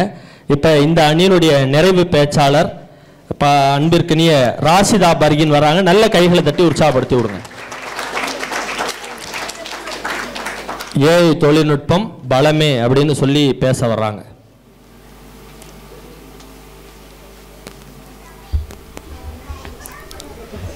பத்தியா அங்க ஒரு ஏஐ கத்திக்கிட்டு இருக்கு பத்தியா. செந்தமிழே நறுஞ்சுவையே தேனே பாலே தெவிட்டா முக்கணியே நின்னை வாழ்த்தி வணங்கி இங்கு அவையில் இருக்கும் அனைவரையும் வணங்கி எனது உரையை ஆரம்பம் செய்கிறேன். இங்க நான் பேச வந்திருக்கிறது செயற்கை நுண்ணறிவு கலைத்துறைக்கு பலமா பலவீனமா, அதுல நான் பலங்கிற தலைப்புல நான் பேச வந்திருக்கேன். செயற்கை நுண்ணறிவுன்னு சொல்றோம். அதை எதை பேஸ் பண்ணி இருக்கு, அது எந்த ஃபார்முலா பேஸ் பண்ணிருக்குன்னு சொல்லிட்டு அதுக்கப்புறமா அது என்னென்ன பலத்துக்குலாம் யூஸ் பண்றாங்க. எதை வேணாலும் சொல்லுங்க, ஆனா 7 நிமிஷத்துக்குள்ள சொல்லுங்க. கண்டிப்பா machine algorithm plus data plus mathematics, இது 3 பேசிக்கா வச்சு தான் இந்த ஏஐ வந்துட்டு உருவாக்குறாங்க. நம்ம ஏஐ எதுக்குலாம் யூஸ் பண்றாங்க அப்படின்னா நம்மளுடைய இன்ஃபர்மேஷன்லாம் சேவ் பண்ணி வச்சுக்கிறதுக்கு. இப்போ எதிராளி இருந்து நிறைய சொன்னாங்க தெரியுமா, உணர்ச்சிகள்லாம் கொண்டு வர முடியாது. நடுவர் அவர்கள் வந்துட்டு ஆரம்பத்திலே சொன்னாங்க எந்திரன் படம் வந்திருக்கு அப்படின்ட்டுன்னு. அதிலே சொல்லுவாங்க இரும்பிலே ஒரு இருதயம் மூளைக்குதோ முதல் முறை காதல் அழைக்குதோ. அந்த ஏஐக்கு நாங்கள் உணர்ச்சியை தான் நாங்கள் கொடுக்க போகிறோம். சொன்னாங்கல்ல, நம்ம கடைக்கு போகிறப்போ ஒரு சாக்லேட் வாங்கிட்டு வர சொல்கிறேன், இது நம்ம ஒரு பொண்ணுகிட்ட கொடுத்தா அது இன்னொரு கடையை பார்க்கும், அந்த கடை போட்டிக்கிறதா ஒன்று. இது ஏஐ வந்துட்டு நம்ம சொன்னாதான் புரியும். அந்த டெக்னாலஜியை தான் நாங்க அப்டேட் பண்றோம்னு சொல்றோம். மத்தவங்களுடைய உணர்ச்சிகளை நாங்க உணர்ச்சிகள் இல்லைன்னு சொல்லல. அதுக்கப்புறம் நிறைய எதிரணி பாப்பா சத்யஸ்ரீ சொன்னாங்க வேலை வாய்ப்புகள்லாம் கம்மியா இருக்கு அப்படின்ட்டு. வேலை வாய்ப்புகள்லாம் கண்டிப்பா கம்மியாவே ஆகாது. ஏன்னா ஏங்கிறது வந்துட்டு ஒரு மிஷின் தான். அப்ப அந்த மிஷின் பாட்டெல்லாம் வந்துட்டு யார் தயாரிக்கிறது, மனுஷங்களாகிய நாம தான் தயாரிக்கிறோம். அதனால வேலை வாய்ப்புகளுக்கு கண்டிப்பா பஞ்சம் இருக்காதுன்னு சொல்லுவேன். அடுத்தது கலைத்துறையில இது எந்த அளவுக்கு பயன்படுது அப்படின்னா, இப்போ ஒரு சினிமா நம்ம எடுத்துக்கிட்டோமே, நானே ஒரு டேரக்டர் ஒரு படத்தை நான் டைரக்ட் பண்ண போறேன் அப்படின்னு சொல்றேன்னா ஒரு 5 மணி நேரத்துல என்னால ஒரு பண்ண முடியாது. இருந்தாலும் சும்மா சொல்றேன், ஒரு இதுக்காக சொல்றேன். ஒரு 5 மணி நேரத்துல நான் ஒரு படத்தை நான் தயாரிக்கிறேன் அப்படின்னா எதை வேணாலும் சொல்லு. பெண்களால ஒரு கதையை உண்டாக்க முடியும் அப்படிங்கறத எங்க ஆண்கள் நல்லாவே நம்புவாங்க. உங்களை விட தாண்டி கதை சொல்றதுக்கு யாராவது இருக்கிறாங்களா? பெண்களை விட ஒரு ஆள் கதை சொல்ல முடியுமா? அதனால நீ நல்ல டைரக்டர் ஆயிடுவ சீக்கிரமாவே. ஒரு 5 மணி நேரத்துல என்னால ஒரு படத்தை தயாரிக்க முடியுது, டைரக்ட் பண்ண முடியுது அப்படின்னா அந்த ஏஐ வச்சு என்னால 1 மணி நேரத்துல அந்த படத்தை டைரக்ட் பண்ண முடியும். இப்ப இதுல இருந்து என்ன தெரியுது அப்படின்னா என்னோட டயத்தை நான் சேவ் பண்ணிக்கிறேன். அப்ப ஏஐல இருந்து நம்மளோட ஒர்க்கும் நம்மளுக்கு ஈஸியா இருக்கு, நம்மளோட டைமும் நம்மளுக்கு சேவ் ஆகுது. அடுத்தது நம்ம சொன்னாங்கல்ல, நம்ம காதலிட்ட கூட நம்ம சண்டை போட்டுக்கலாம், ஆனா சாட் ஜிபிடில வந்துட்டு சண்டையே போட முடியாது, என்ன சொன்னாலும் கேட்குன்ட்டு. ஆனா அதுக்கு இன்னொரு ஆப் இருக்கு, மெட்டாங்கிற ஒரு ஆப் இருக்கு. ஆனா பாத்தீங்களா எவ்வளவு கைத்தட்டல் வருது. அப்போ நம்ம ஏஐ வந்து நம்மளுக்கு பலமா பலவீனமா? கண்டிப்பா நம்மளுக்கு பலம் தான். இப்ப நானே வந்துட்டு ஒரு கண்டென்ட் ரெடி பண்றதுக்காக மெட்டாங்கிற ஒரு இது இருந்துச்சு வாட்ஸ்அப்ல, போய் பார்த்தேன் என்னடா மெட்டான் இருக்கு, சரி யாரோ புதுசா கான்டாக்ட் நம்மளுக்கு ரெக்வெஸ்ட் கொடுத்துருக்காங்க போலன்னு சொல்லிட்டு நானும் ஓபன் பண்ணி போய் பார்த்தா என்னென்னமோ கேட்டுச்சு. சரி சும்மா ஹாய், நானும் சார் சொன்ன மாதிரி ஹாய்னு போய் பார்த்தேன். அதுவும் ஹாய்னு சொன்ன மாதிரி நான் யார்கிட்ட போய் ஹாய் சொன்னேன்? நீ சொன்னீனா நீ சொன்னேன்னு சொல்லு. சார் ஹாய்னு போட்டா ஹாய்னு சொல்லுன்னு சொன்னாங்கல்ல, அந்த சொன்னாங்க. நான் பயந்துட்டேன். நான் அது மெட்டாவுக்கு கொடுக்கலையே, சாட் ஜிபிடில கொடுத்தேன். இவங்க மெட்டான்னு சொல்றாங்களே. ஹாய்னு போட்டேன், அதுவும் ஹாய்னு போட்டுச்சு. ஹவாரின்னு போட்டேன், அதுவும் ஹவாரின்னு போட்டுச்சு. சரி நம்மளுக்கு ஒண்ணுமே தெரியல, ஏதாச்சும் ஒரு டாபிக்கை போட்டு பார்ப்போம் எப்படிதான் யூஸா இருக்கு அப்படின்னு சொல்லிட்டு போட்டு பார்ப்போம். ஒரு வாட் இஸ் கார்போகேட்டையான்ஸ் அப்படின்னு போட்டு பார்த்தேன். அழகா ஒரு 2 மார்க் மாதிரி கொடுத்துச்சு. அப்ப எஜுகேஷன்ல இது எவ்வளவு யூஸ்ஃபுல்லா இருக்கு. அப்ப அது நம்மளுக்கு பலவீனம் தானே, பலம் தானே. ஆனா எங்க பசங்க ஃபர்ஸ்ட் நம்ம ஏஐட்ட கேட்கிற விஷயம் என்ன தெரியுமா? How to write a leave letter. அதுதான் நம்ம ஆள் ஃபர்ஸ்ட் கேட்பான். நானுமே போட்டிருக்கேன். நீனும் போட்டிருக்கியா? Very good. அடுத்து எனக்கு குக்கிங்னா ரொம்ப இன்ட்ரெஸ்ட். ஆனா எனக்கு சமைப்பேன். ஆனா அதுல என்னென்ன இன்கிரிடியன்ட் கல்யாணம் பண்ணிக்க போறது ரொம்ப பாவமா. அவர் நிலைமையை நினைச்சா தான் பயமா இருக்கேன். நானும் போய் பார்த்தேன். சரி பிரியாணி பண்ணுவது எப்படி அப்படின்னு எங்க அம்மாட்ட நான் ஒரு நாள் நான் கேட்டேன். எங்க அம்மா சொன்னாங்க பிரியாணி பண்ணுவது பட்டை கிராம்பு ஏலக்காய் எண்ணெயில போட்டு வறுத்து எடுத்துக்கணும் அப்படின்னாங்க. என்னது வறுத்துட்டு நானும் தனியாக எடுத்து வறுத்து வச்சுட்டேன். அதுக்கப்புறமா பிரியாணி பண்ணி முடிச்சுட்டேன். பண்ணி பார்த்தா ஒரு டேஸ்ட்டுமே இல்லை. கேட்டு எல்லாத்தையும் வறுத்து தனித்தனியாக வச்சிருக்கேன். என்ன அப்படி கிடையாது, நீ தானே பட்டை கிராம்பு ஏலக்காய் வறுத்து வைக்க சொன்னேன் அப்படின்னு. ஆனால் நான் மெட்டால போய் நான் சும்மா போட்டு பார்க்குறேன். 1 கப் அரிசி, அதுக்கு எவ்வளவு தண்ணி ஊத்தணும், என்னென்ன இன்கிரிடியன்ட் பண்ணணும். அப்போ குக்கிங் தெரியாத கூட நம்ம சமையல் கத்துக்கலாம். இப்ப நம்ம வருங்காலத்துல நம்ம கஷ்டப்பட தேவையே இல்லைங்கிற. அப்போ அது நமக்கு பலம் தானே. இல்லம்மா, இப்ப நீ யங் ஜெனரேஷன் இருக்கறனால ஏஐட்டு கேக்குற. ஏன் மிஸ்ஸஸ் கொஞ்சம் உன்னோட கம்பேர் பண்றப்ப கொஞ்சம் ஓல்டு ஜெனரேஷன் தானே. எங்க காலத்துல நாங்க யூடியூப்ல தான் கேட்போம். ஏன் மிஸ்ஸஸ் யூடியூப்பை பார்த்து தான் சமைப்பாங்க. அப்படிதான் நேரா சிக்கன் சமைக்கிறது எப்படின்னு போட்டோன்னே அடுப்புல வைக்கவும் எண்ணெய் ஊற்றவும் வதக்கவும் பரட்டவும் கிண்டிகிட்டே இருந்தாங்க. பேட்டரி லோனு சுவிச் ஆஃப் ஆகி போச்சு. இது கறி பிடிச்சி அது புகையா கிளம்புது. அப்படிதான் இன்னொரு நாள் யூடியூப்ல பார்த்துட்டு சமைத்து பாருன்னு ஒரு யூடியூப் சேனல், அதுல பார்த்துட்டு என் மிஸ்ஸஸ் வைக்கிறாங்க சாப்பாடு. அடா அடா அடா சாப்பிட்டோம்னா உள்ளே இறங்கலை. எதை பார்த்து சமைச்சேன்னு நான் யூடியூப் பார்த்து சமைச்சேன். உடனே நான் பார்த்தேன், அந்த நம்பர் கான்டாக்ட் பண்ணி ஃபோன் அடித்தேன். ஒரு அம்மா தான் பேசுச்சு. ஏம்மா சும்மா இருக்க மாட்டியாம்மா, உன்ட்ட ஃபோன் இருக்குங்கனால யூடியூப்ல எதையா வீடியோ போட்டுறேன், அதை பார்த்து ஏன் மிஸ்ஸஸ் சமைக்கிறாங்க, நான் சாப்பிட முடியல அப்படின்னு. உங்களை யார் சார் சாப்பிட சொன்னது? சமைத்து பாருந்தா போட்டிருக்கு, யாராவது சாப்பிட்டு பாருன்னு போட்டிருக்குதா? போயா வேலையை பார்த்துக்கிட்டு அப்படின்னு. அந்த மாதிரி கொடுமையெல்லாம் நடக்குதுமா. அடுத்தது நம்ம எதிரணி சத்யஸ்ரீ சொன்னாங்க, அனுபவம் மிக்க நம்ம சான்றோர்களை விட நம்ம போன்ல தான் நம்ம அதிகமா பாக்குறோம். அதுக்கு வந்துட்டு அனுபவம் இல்ல, ஆனா நம்மளோட சான்றோருக்கு வந்துட்டு நிறைய அனுபவம் இருக்கு அப்படிங்கிறாங்க. ஒரு நாள் நானும் இதே மாதிரிதான் கேட்டேன். ஏமா சத்யஸ்ரீ சொன்ன மாதிரி எங்க பாட்டி கிட்ட போய் நான் போய் கேட்டேன். பாட்டி பாட்டி இது எப்படி பாட்டி அப்படின்னு நான் கேட்டேன். ஆனா அவங்க என்ன சொல்றாங்கன்னா, தினமும் நீ போன தானே நோண்ட, நீ போன்ல போய் பாருங்கிறாங்க. அப்ப நாங்க யாருக்கிட்ட போய் கேட்போம்? எங்க போன் கிட்ட தான் போய் கேட்போம். அப்ப அது நமக்கு பலமா பலவீனமா? பலம் தான். நிறைவா அடுத்து நிறைய முடிச்சுக்கிறேன். ஒரே லாஸ்ட் சொல்லிட்டு, நம்ம ஸ்கூல்லலாம் வந்துட்டு நிறைய எஜுகேஷன்ல வந்துட்டு நிறைய ஏஐலாம் நிறைய யூஸ் பண்ணிட்டு இருக்காங்க. இப்போ நம்ம ஒரு பேரை கொடுத்தோம்னா மிஸ் ஏஞ்சி நீ படி அப்படின்றாங்க. நம்ம நல்லா படிப்போம், ஆனா ஒண்ணுமே புரியாது. ஆனா இதுவே நம்ம ஒரு வீடியோ மூலமா நம்ம வந்துட்டு அந்த காட்சிகளை காட்டினா நம்ம படிக்கிறதோட வீடியோல இருந்து நம்ம காட்டுறது நமக்கு ஈஸியா நமக்கு அப்சர்வ் ஆயிக்கும். அதனாலதான் குழந்தைகளுக்கு டெக்ஸ்ட்டை விட புகைப்படம் சார்ந்த பாடநூல்கள் அதிகமாக உற்பத்தி பண்ணுறாங்க. எல்கேஜி யூகேஜிக்கெலாம் பாருங்க, டெக்ஸ்ட் அதிகமாக இருக்காது, நிறைய இமேஜஸ் மூலியமாக தான் கொடுப்பாங்க. ஏன்னா ஹியூமன் மைண்டு டெக்ஸ்ட்டை விட இமேஜஸை ரொம்ப ஈஸியாக ரிசீவ் பண்ணிக்கும். வெரி குட், நல்ல பாயிண்ட், நல்ல கை தட்டலாம். நிறைவா அடுத்தது நம்ம என்னென்னலாம் இப்போ சார் சொன்ன மாதிரி வந்துட்டு இமேஜஸ்லாம் நிறையா கொடுக்குது அப்படின்னாங்கல்ல. இப்போ நம்ம ஒரு புத்தகத்தை எடுத்து நம்ம படித்தா கூட, நம்ம பாட புத்தகத்தை சொல்கிறேன், நம்ம பாட புத்தகத்தில் ஒரு படம் கொடுத்துருக்காங்க அப்படின்னா ஒரு படத்தோட கொடுத்துருவாங்க. ஆனால் இதுவே நம்ம வீடியோ மூலியமாக பார்க்குறப்போ அதில் எக்ஸ்ட்ரா படமும் வரும். எக்ஸ்ட்ரா படம் வந்து நம்ம எக்ஸ்ட்ரா பேஜஸ்ல எழுதி பாஸ் பண்ணிக்கலாம். அப்போ இன்றைய காலகட்டத்துக்கு நம்மளுக்கு ஏஐ வந்துட்டு பலமா பலவீனமானு கேட்டால் நமக்கு பலம் தான். இன்னொரு இறுதியாக நான் முடிக்கிறேன். வருங்காலத்தில் நம்ம ஏஐ நிறைவா எப்பவுமே மேடையில் பேசுகிறப்ப இறுதின்னு சொல்றதை விட நிறைவுன்னு சொல்றது இன்னும் அழகான வார்த்தை. நிறைவா நான் ஒரே ஒரு கருத்தை மட்டும் நான் சொல்லிக்கிறேன். நம்ம எந்திரன் படத்துல வந்துட்டு ரோபோ கண்டுபிடிச்சி நம்ம ராணுவத்துக்கு கொடுக்கறதா சொல்லியிருப்பாங்கல்ல நம்ம ரஜினிகாந்த், அதே மாதிரி இந்த நம்ம கிளீனிங்லாம் பண்ணுவாங்கல்ல, அந்த மாதிரி ஏரியால நம்ம ஏஐ மிஷின் வந்துட்டு யூஸ் பண்ணோம்னா நம்மளுக்கு மனுஷங்களுடைய வந்துட்டு இறப்புகள் வந்துட்டு அதிகமா இருக்காது. அதுக்காக நம்ம ஆக்கத்துக்கு மட்டுமே பயன்படுத்தும் அப்படின்னு சொல்லிட்டு நம்மளுக்கு ஏஐ செயற்கை நுண்ணறிவு நமக்கு பலம் என்று சொல்லி வாய்ப்பளித்தமைக்கு நன்றி கூறி விடைபெறுகிறேன். நன்றி. நல்ல ஒரு கைத்தட்டல கொடுங்க, ரொம்ப அழகா பேசியிருக்கிறாங்க. இப்ப அடுத்து நிறைவான பேச்சாளர், மன நிறைவான பேச்சாளர், இவரை விட்டா இவர் பேசிட்டே இருப்பார், நமக்கு நேரம் இருக்காங்கனால அவங்களாவே எந்திரிச்சிட்டாங்க. சுபஸ்ரீ அவர்களுக்கு நல்ல ஒரு கைத்தட்டல கொடுங்க. இன்றைய சூழலில் ஏஐ டெக்னாலஜி பலம் அல்ல பலவீனமே. வாங்க. அனைவருக்கும் வணக்கம். ஏஐ டெக்னாலஜி வந்து பலவீனம் அப்படின்னு நான் சொல்றேன். ஏன்னா இப்போ அக்கா சொன்னாங்க ஆசிரியர்கிட்ட கத்துக்கிறத விட யூடியூப்ல நான் ஏஐ டெக்னாலஜில பார்த்து நம்ம கத்துக்கலாம் அப்படின்னா எதுக்கு நம்ம ஸ்கூல் போகணும்? வீட்டிலே இருந்து படிக்கலாமே. எதுக்கு நம்ம வந்து ஸ்கூல் போயிட்டு அங்கே காலேஜ் போய்கிட்டு அங்கே போய் நான் படிச்சுக்கிட்டு டைம் சேமிப்பாகும்னு அப்படின்னு அவங்க நினைக்கிறாங்க. ஆனால் அதெல்லாம் வேஸ்ட். நம்மள்கிட்ட வந்து அறிவார்ந்த ஆசிரியர்கள் இருக்கும்போது நம்ம ஏன் மெட்டாட்ட போய் எல்லாத்தையும் கேட்கணும்? மெட்டாட்ட கேட்கறதுக்கு என்ன ஒரு இருக்கு?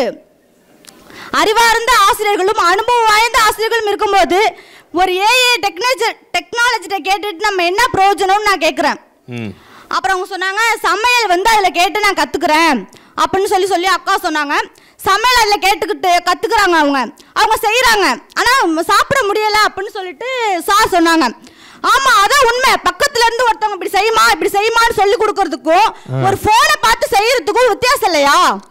நீங்களே நினைச்சு பாருங்க. ஆண்ட்ராய்டு சொல்லி தர சமையலை விட அம்மா சொல்லி தர சமையல் தான் டேஸ்ட் அதிகம் அப்படின்னு சொல்றாங்க. ஆப்ப கேட்கறத விட வீட்டில் இருக்க அப்பத்தாவை கேளுங்க, அந்த சமையல் தான் ருசியா இருக்கும் அப்படின்னு சொல்றாங்க. ஒரு வங்கியில போயிட்டு முன்ன வந்து பணம் போட்டு பணம் எடுத்துக்கிட்டு இருந்தோம். அப்ப நமக்கு சேஃப்டியா இருந்துச்சு. ஆனா இப்போ அந்த வங்கியில கூட நமக்கு சேஃப்டி இல்ல. ஏன்னா மெட்டாங்கிற ஒரு மூலியமா திருடப்படுது வங்கியில நம்மளுக்கு பணம். அதை நம்பி நம்ம எப்படி அந்த வங்கியில போய் போட முடியும்?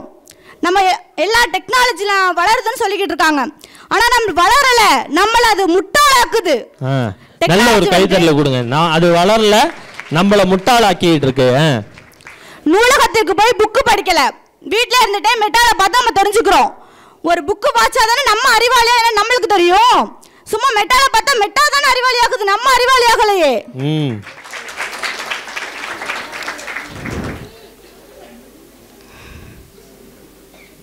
அந்த மாதிரி வந்து இந்த ஜெனரேஷன்ல பொய்யா பேசுறீங்க, நான் ரொம்ப டென்ஷன் ஆயிட்டாங்க. இந்த ஜெனரேஷன்ல வந்து வேலை வாய்ப்பு வந்து இதுக்கப்புறம் வர ஜெனரேஷன் யாருக்குமே கிடைக்காது. ஏன்னா எல்லாமே மெட்டாவே பார்க்கும்போது நம்மளுக்கு எப்படி வேலை வாய்ப்பு கிடைக்கும்? அது எல்லாருமே வந்து காசு கம்மியா இருக்குது, மெட்டாவே நம்ம வச்சுக்கலாம். அப்புறம் எப்படி நம்மளுக்கு வேலை கொடுப்பாங்க? நம்மளுக்கு வேலை கொடுக்க மாட்டாங்க. அவங்களுக்கு வேலை கொடுத்தா சம்பளம் கொடுக்கணும். இதே வந்து ஒரு ஆப் வச்சிருந்தோம்னா நமக்கு சம்பளம் கொடுக்கவே தேவையில்லை. அப்படிதானே எல்லாரும் யோசிப்பாங்க. அப்ப நம்மளுக்கு எப்படி எங்க பார்த்தாலும் வேலை கிடைக்கும்? கலைத்துறையில இருந்து எல்லாத்துலயுமே நம்மளுக்கு எப்படி வேலை கிடைக்கும்? ஆகவே நிறைவா அவ்வளவுதான். இனிமே சொல்றதுக்கு என்ன இருக்கு? அதான் நிறைவா சொல்லிட்டீங்களே. மொத்தத்துல இந்த மெட்டா ஏஐ எல்லாம் வச்சுக்கிட்டு வாழ்க்கையில ஒரு பிரயோஜனம் இல்லை. அதனால பலம் அல்ல பலவீனமே அப்படின்னு சொல்லியிருக்காங்க. நல்ல ஒரு அரங்கு நிறைந்த கைத்தட்ட சுபஸ்ரீட்ட கொடுத்துருங்க. இப்ப நிறைவா ஒரு 2 செய்தியை மட்டும் சொல்லி இந்த விவாத மேடையை நிறைவு செய்யலான்னு இருக்கேன். நான் நினைக்கிறேன் இந்த விவாத மேடை வெற்றி அடைந்ததாகவே நான் நினைக்கிறேன். அதுக்கு உங்களுடைய கைத்தட்டல் மூலமா பதிலை கொடுத்தா நல்லா இருக்கும். ஏன் அப்படின்னா இப்ப நான் சொல்லக்கூடிய இந்த சில விஷயங்களை தயவு கூர்ந்து கொஞ்சம் கான்சன்ட்ரேஷனோட கேளுங்க. ஏன் அப்படின்னா இந்த நிகழ்வுடைய அப்ஜெக்டிவ் நான் மைண்டில் இந்த நிகழ்வை நடத்துகிறவங்க எப்படி நினச்சாங்கன்னு எனக்கு தெரியாது. நான் மைண்டில் நினச்சது, நான் கணினித்துறையில் PhD முடிச்சிருக்கேன், டாக்டரேட் முடிச்சிருக்கேன். என்னோட ஏரியா வந்து சென்டிமெண்ட் அனலைசிஸ், ஒப்பீனியன் மைனிங், இந்த மிஷின் லேர்னிங் ஒட்டினது தான். சரியா? வெளிநாடுகள்லேயும் நான் போய் வேலை பார்த்துருக்கேன், மாலத்தீவில். நான் மைண்டில் நினச்ச விஷயம் ஏஐ இல்லாமல் இன்னைக்கு லைஃப் கிடையாது. அப்போ கம்ப்யூட்டர் சயின்ஸை தாண்டி சில மாணவர்கள் இருப்பாங்க, அவங்களுக்கு ஒரு ஃபண்டமெண்டல் பேசிக் ஐடியாவாவது ஏஐ பற்றி போய் சேரணும் அப்படிங்கிறத மைண்டில் நினச்சி தான் நான் வந்தேன். அதை தெளிவுபடுத்தும் விதமாக சில விஷயங்களை உங்கள்கிட்ட சொல்கிறேன். தயவு கூர்ந்து கொஞ்சம் சென்சிட்டிவாக கேளுங்க. ஏன்னா நகைச்சுவைக்காக நேரம் கொடுத்த நீங்கள் நல்ல விஷயங்களை கேட்கறதுக்கும் நேரம் கொடுப்பீங்கிற நம்பிக்கையோட ஒரு சில விஷயத்தை நான் சொல்கிறேன். ஏஐயில் நிறைய ஃபியூச்சர்ஸ் நம்ம பார்த்தோம். ஈவன் காரே வந்து சென்சார் பண்ணி நம்ம ஒரு ஹியூமன் பி எப்படி ஓட்டினோம்னா எவ்வளோ டிஸ்டன்ஸில் எங்கே இருக்குது, என்ன சிக்னல் பார்த்து நிற்கணுமா போகணுமா அப்படிங்கிறத நம்ம ஹியூமன் மைண்ட் எப்படி ரீட் அவுட் பண்ணி ட்ரெயின் ஆகிட்டு ஓட்டுதோ அதே போல் ஈவன் ஏஐயில் ப்ரோக்ராம் பண்ணிட்டாங்க, அல்காரிதம் பண்ணிட்டாங்கன்னா நம்ம வெஹிக்கிளை வந்து ஆட்டோமேட்டிக் வெஹிக்கிளாக ரன் ஆக ஆரம்பிச்சிடும். ஈவன் ட்ரக்ஸுக்கெல்லாம் அந்த இம்ப்ளிமெண்டேஷன் நிறைய இடத்துல வந்துருச்சு. இப்போது இன்னும் இன்னும் ஒரு 10 வருஷத்துக்குள்ளர எங்கேயுமே டிரைவர்ஸுங்கிற ஒரு பொசிஷனே இல்லாத ஒரு சூழல் உருவாகக்கூடிய ஒரு சூழல் தான் இந்த டெக்னாலஜி போயிட்டுருக்கு. அப்போ டிரைவர்ஸே இல்லை அப்படின்னா அதுவாகவே வண்டிகளை இயக்க ஆரம்பிச்சிடும். அதே போல் நான் ஏற்கனவே சொன்ன போல் மெடிக்கலை தாண்டி நிறைய விஷயங்கள், இப்போ ஏஐ மிரர்னு ஒன்று வரப்போகுது. இந்த கலைத்துறையில் குறிப்பாக சினிமா துறையில் அது என்ன மாற்றம் பண்ண போகுதுன்னா, இப்போ நீங்கள் ஒரு ஜவுளி ஸ்டார் போகிறீங்க, ஜவுளி ஷாப்புக்கு போயிட்டு ஒரு ட்ரையல் ரூம்னு இருக்கும் இல்லையா, நம்மளுக்கான மேட்சிங் வந்து இந்த சுடிதார் எப்படி இருக்குது, இந்த புடவை எப்படி இருக்குன்னு போய் நம்ம ட்ரையல் பார்க்குறோம்ல, இது வந்து ஏஐ மிரர்னு ஒன்று வரப்போகுது, இன்னும் ஃபியூச்சரில் வரப்போகுது. அதுக்கான வேலைகள்லாம் முடிஞ்சிருச்சு. அதில் நீங்கள் போனீங்கன்னா ஸ்மார்ட் ஃபோன் மாதிரி அது முன்னாடி போய் நின்னீங்கனாலே அந்த காஸ்டியூம்ஸ் எல்லாமே அதில் இருக்கும். நீங்கள் செலக்ட் பண்ணால் உன்னோட அப்பியரன்ஸில் நீ அந்த கண்ணாடியில் அந்த ட்ரெஸ்ஸை போடாமலே போட்ட மாதிரி அதில் காமிச்சிரும். முக ஒப்பனைகள், படத்துக்கான ஒப்பனை போடுறது தான் அதிகமான நேரம் எடுக்குதுன்னு சொல்கிறாங்க. ஒரு ஹாலிவுட் படத்தாக இருக்கட்டும், ஈவன் கமலஹாசன் நடிக்கிற படங்களாக இருக்கட்டும், மேக்கப் போடுறதுக்கு அவ்வளோ நேரம் ஆகுது. அதை என்ன பண்ணுறாங்க, ஏஐ டெக்னிக் வந்ததுனால மேக்கப் போடாமலே இந்த மேக்கப் போட்டால் எப்படி இருக்குங்கிற எக்ஸாக்ட் பிக்சர்ஸை அழகாக நம்மள்கிட்ட கொண்டு வந்து கொடுக்குது. இது வரைக்கும் உலகத்தில் இல்லாத ஒரு முகம் வேணும் அப்படின்னு நினச்சோம்னா நம்மளோட இமேஜஸ், அதில் பில்லியன்ஸ் ஆஃப் இமேஜஸ் வந்து லோடாக இருக்கும். அதில் ஃபியூ இமேஜஸை எடுத்து மிக்ஸ் பண்ணி இதுவாகவே ஒரு டீப் லேர்னிங்கில் உலகத்திலே இல்லாத ஒரு இமேஜை நம்மள்கிட்ட கொண்டாந்து ப்ரொடியூஸ் பண்ணுது. அப்படின்னா how impact created by AI அப்படிங்கிற விஷயத்தை நம்ம விளங்கிக்கணும். ஒரு சின்ன 2 உதாரணத்தோடு அதை நிறைவு செய்யலான்னு ஆசைப்பட்றேன். ஷாருக் கான் நடித்த ஒரு ஆடு ரீசெண்டாக வெளியானுச்சு. கேட்பரி சாக்லேட்டுக்கு ஷாருக் கான் நடித்த ஆடு கிரியேட் ஆனிச்சு. அது ஒரே இடத்துல ஒரு ஷூட்டில் எடுத்த அந்த ஆடு ஏஐ மீன் பண்ணி நிறைய பிரான்ச்சஸில் எடுத்த மாதிரி அந்த இடத்துல மட்டும் அந்த வாய்ஸை ரெக்கக்னைஸ் பண்ணி மாற்றி நிறையா ஒரு பெரிய சேஞ்சஸை கொடுத்தாங்க. அதே போல் ஃபால் அப்படின்னு சொல்லி ஒரு ஃபிலிம், அது எத்தனை பேர் நீங்கள் பார்த்துருப்பேன்னு தெரியாது. ஃபால்னு சொல்லி ஒரு 2 ஹாலிவுட் ஃபிலிம். அது 2 பெண்கள் என்ன பண்ணுவாங்க, த்ரில்லிங்காக இருக்கணும்னு சொல்கிறதுனால ஒரு பல ஆயிரம் உயரம் உள்ள ஒரு டவரில் மேலே ஏறிடுவாங்க. ஒரு பழைய டவர், அதுலேருந்து கீழே இறங்க முடியாது, அதில் மாட்டிக்குவாங்க. அப்போ அந்த கஷ்டப்படுற அந்த சூழலில் ஆங்கிலத்தில் ஹாலிவுட் படங்களில் அதிகமான யூஸ் பண்ணுற அந்த வார்த்தை ஃபுல்லாக ஸ்டார்ட் ஆகும். உங்கள் எல்லாத்துக்கும் தெரியும் எதை மீன் பண்ணுறேன்னு. அந்த வார்த்தையை ரொம்ப ஈஸியாக யூஸ் பண்ணுவாங்க. அந்த வார்த்தையை அந்த படத்தில் யூஸ் பண்ணதுனால அவங்களுக்கு எல்லாரும் பார்க்கக்கூடிய ஒரு சென்சார் போர்டு அலோவ் பண்ணலை. நம்மளுக்கு கொடுக்குறாங்கல்ல யூ அப்படின்ற இதெல்லாம் கொடுக்குறாங்கல்ல, ஏ கிரேட் யூ கிரேடில், அந்த மாதிரி கொடுக்கல. அந்த எஃப்ன்ற வார்த்தை யூஸ் பண்ணதுனால அந்த காட்சியை திரும்ப ரீமேக் பண்ணணும் அப்படின்னா திரும்பி அவ்வளோ செட் போட்டு அந்த மேலே ஏறி பண்ணுறதுக்கு பல கோடி ரூபா செலவாகும். அதுக்கு ஏஐ டெக்னாலஜி யூஸ் பண்ணி அந்த எஃப்ங்கிற வார்த்தையை மாற்றி கொஞ்சம் ஃப்ரெக்ஷிங் அப்படின்னு சொல்லி வேற ஒரு வார்த்தையை போட்டு பயன்படுத்தினாங்க அப்படின்னு சொன்னால் நிறைய மாற்றங்களில் சினிமா துறையில் குறிப்பாக அந்த ஏஐ பண்ணிகிட்டு இருக்கு அப்படிங்கிற விஷயத்தை நம்ம விளங்கிக்கணும். அவங்க சொன்னாங்க 1000 வேலை வாய்ப்புகள் போகுது. நான் இப்போ சொல்கிறேன், நியாயமாக இருந்தால் கை தட்டுங்க. ஒரு காலகட்டத்தில் டேப் ரெக்கார்டு தான் நமக்கு உலகம், உண்டா இல்லையா? டேப் ரெக்கார்டை வச்சு தான் நியூஸ் கேட்டுக்கிட்டு இருந்தோம். அப்போ டிவி வந்தது, டேப் ரெக்கார்டை அழிஞ்சிரும்னு நினச்சோம். அப்படி தான் அழிஞ்சு போச்சு. கேசட் இருந்தது, சிடி வந்தால் கேசட் போயிடும்னு நினச்சோம். அதுக்காக சிடி வராமல் விட்டுருச்சா? சிடி வந்தது. சிடி வந்ததுக்கு அப்புறம் பென்ட்ரைவ் ஒன்று வந்தது. பென்ட்ரைவ் வந்தால் சிடிங்கிற ஒன்றே இல்லாமல் போயிடும்னு சொன்னோம். அஃப்கோர்ஸ் அதுவும் போயிடுச்சு. இதுக்கு இடையில ஃப்ளாப்பி வேற, ஃப்ளாப்பியோட ஹிஸ்ட்ரியும் இடையில முடிஞ்சிருச்சு. அப்போ ஒரு டெக்னாலஜி அப்டேட் அப்படிங்கிறது மாற்ற முடியாத ஒன்று. நம்ம லைஃப்பில் டெக்னாலஜி அப்டேஷன் அப்படிங்கிறது மாற்ற முடியாத ஒன்று. அது மாறிக்கிட்டே தான் இருக்கும். இங்கே யார் புத்திசாலின்னா அதுக்கு தகுந்த மாதிரி தன்னை மாற்றிக்கொள்பவன் தான் புத்திசாலின்னு சொன்னால், காலம் மாறிடுச்சு வேலை போயிடும் அப்படின்னு சொல்கிறதுல there is no use. ரெகுலராக காலையில் வந்து ஈவினிங் போகிற மாதிரியான எந்த வேலைகளாக இருந்தாலும் அது ஆட்டோமேட்டட் பண்ணப்படும். ஏஐ தான் செய்யும். அவர்களுக்கு வேலை இழக்கத்தான் செய்வார்கள். அப்போ நீ இந்த உலகத்தில் சஸ்டெயின் ஆகி இருக்கணும் அப்படின்னு சொன்னால் இந்த உலகத்தில் எதை எதிர்பார்க்குறாங்களோ அதுவாக நீ மாறினால் ஒழிய உனக்கு சந்தோஷம் கிடைக்காது. மகிழ்ச்சி எங்கே இருக்கு என்று தேடுவதல்ல வாழ்க்கை, நீ இருக்கின்ற இடத்தை மகிழ்ச்சியாக மாற்றிக்கொள்வதுதான் வாழ்க்கைன்னு சொன்னா, ஏஐனால என்னுடைய சந்தோஷம் போச்சு, என் வேலை போச்சுன்னு புலம்புறதுல புண்ணியம் இல்லை. ஏஐ தான் எல்லாத்தையும் பண்ணுதுன்னா அந்த ஏஐ பண்றவன் நீயா இருக்கணும். அப்படின்னா இந்த உலகத்தில் நீ இருக்க முடியுங்கிற ஒரு நல்ல செய்தியை சொல்லி, இது பள்ளி கல்வித்துறை சார்ந்த ஒரு நிகழ்வு, நிறைவு செய்தியாக ஒரு செய்தியை சொல்லி, ஏன்னா இது ஒரு அரசு நடத்தக்கூடிய நிகழ்வு. நிறைய நியூஸ் பேப்பரில் நம்ம இன்னைக்கு பார்த்து, நான் ஒரு பேராசிரியராக ஒரு ஆசிரியராக நான் வருத்தப்படுற விஷயம் என்ன தெரியுமா? நீங்கள் ஒரு அந்த காலகட்டத்தை தாண்டி 11th 12th தாண்டி ஒரு மெச்சூர்டு லெவலுக்கு காலேஜ் ஸ்டூடெண்ட்ஸாக வந்துட்டீங்க. நான் வருத்தப்படுற ஒரு செய்தியை சொல்லி நிறைவு செய்கிறேன். நியூஸ் பேப்பரை எடுத்து திறந்தோம்னாக்க ரொம்ப வருத்தப்படுற செய்தி என்னன்னா, நிறைய பேர் நீட் எக்ஸாமுக்கு எழுதிக்கிட்டு இருக்கப்பவே, ப்ராக்டிஸ் பண்ணிக்கிட்டு இருக்கப்பவே என்னால் பாஸ் பண்ண முடியாதுன்னு ஸ்ட்ரெஸ் ஆகி இறந்துடுறாங்க. அதுலேயும் குறிப்பாக பெண் பிள்ளைகள் நிறைய பேர் வந்து சூசைட் பண்ணிக்கிறாங்க. எக்ஸாம் எழுதுறாங்க 12th மார்க் கம்மியாக வந்துருங்கிற பயத்தில் சூசைட் பண்ணிக்கிறாங்க. ஒரு பொண்ணு அந்த மாதிரி தான் இறந்து போகுது. தேனி பக்கத்தில் ஒரு பொண்ணு இறந்து போகுது, மேக்ஸில் கம்மியாகிடுவேன்னு சொல்லி. ஆனால் அந்த பொண்ணு 98 எடுத்து அந்த கிளாஸ் அவங்க ஸ்கூலில் மேக்ஸில் ஃபஸ்ட்டு மார்க் வாங்கினான்னு சொன்னால் மார்க் வந்துருச்சு. ஆனால் அந்த பொண்ணு போயிடுச்சு. திரும்பி கொண்டு வர முடியுமா?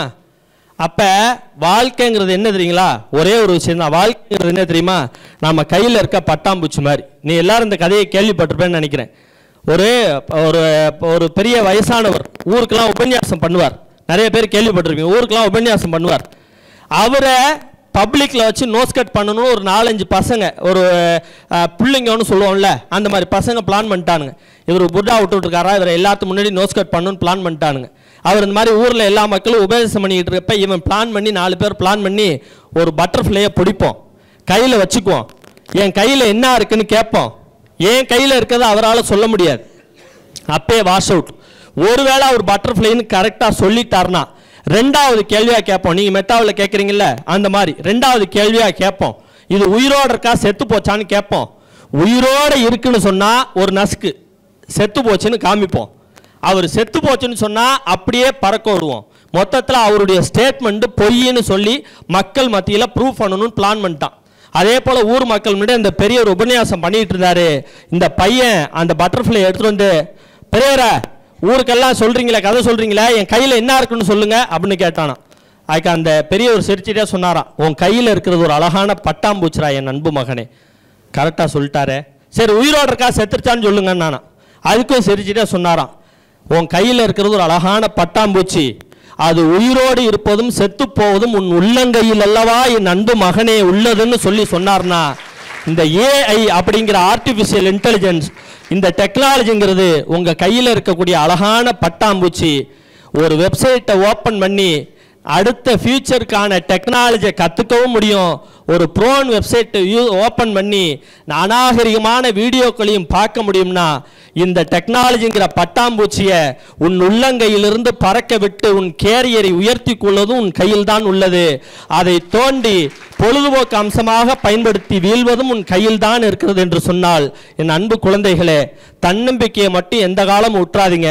வாய்ப்பு இருந்ததுன்னா நான் இப்போ பாடுற பாட்டை நீங்கள் வீடுகளில் தினந்தோறும் கல்லூரிக்கு கிளம்புறப்ப இதை கேட்டுக்கிட்டே வாங்க.